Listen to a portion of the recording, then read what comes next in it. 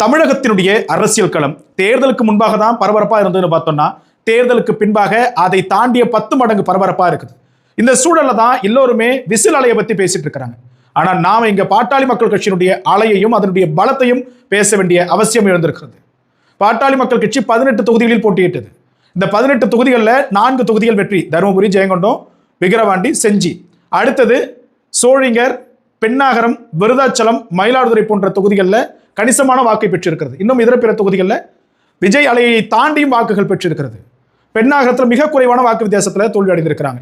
இறுதி வரைக்கும் சோழிங்கர் வெற்றி என்கிற ஒரு செய்தி பரப்பப்பட்ட சூழல்ல ஒரு குறைவான வாக்கு வித்தியாசத்தில் இந்த தோல்வி. விருதாச்சலத்திலையும் மயிலாடுதுறையிலையும் இந்த அலையும் தாண்டி அந்த வாக்கு பெரிய விஷயம்.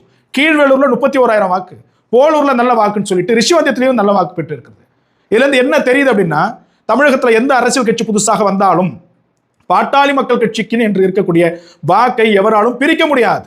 30 சீட்டு வாங்கி தன்னுடைய பெரும்பான்மையை நிரூபிக்காத ஒரு கட்சி இருக்குது. 25 சீட்டு வாங்கி மிக குறைவான வெற்றியை மட்டுமே கட்டிட்ட கட்சி இருக்குது. 8 சீட்டு வாங்கி 100 ஒரு தொகுதியும் பெருமளவில் ஒரு தொகுதி வெற்றி பெற்ற கட்சி இருக்குது.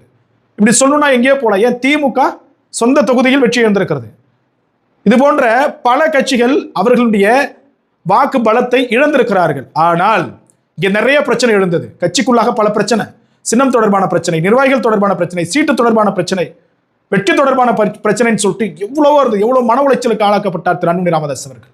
அதையெல்லாம் தாண்டி எம்மால் முடியும், எம்மால் இயலும்னு சொல்லிட்டு ஒரு குறுகிய காலத்தில் இந்த தேர்தலை சந்திச்சு இவ்வளவு பெரிய அது வெற்றின்னு தான் சொல்லணும். 4 தொகுதி ஜெயிச்சாலும் ஜெயிச்சிருக்கணும்ல, பெரும் பலம் தான் அது. இன்னைக்கு 4வது இடத்துல இருக்கிறோம்.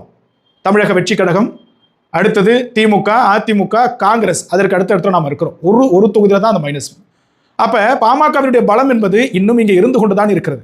இதை ஏன் இப்ப இந்த காணொலி பதிவு செய்யறோம்னா, நம்முடைய இளைஞர்கள் தெளிவாக புரிந்து கொள்ள வேண்டும்.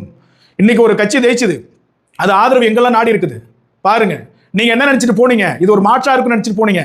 ஆனா அது ஆதரவே திமுக கிட்ட தான் போய் நாடுது. அப்ப எது மாற்று? யோசிச்சு பாருங்க, எது மாற்று?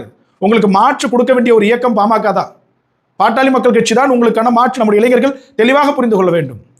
ஏதோ ஒரு நடிகர் மீது இருக்கக்கூடிய மோகத்தினால் நீங்கள் உங்களுடைய வாக்கை மாற்றி செலுத்தி இருந்தாலும் அவர்கள் ஆட்சி அமைப்பதற்கு நீங்கள் யாரை வெறுத்தீர்களோ அவர்களுடைய தயவை நாடி இருக்கிறார்.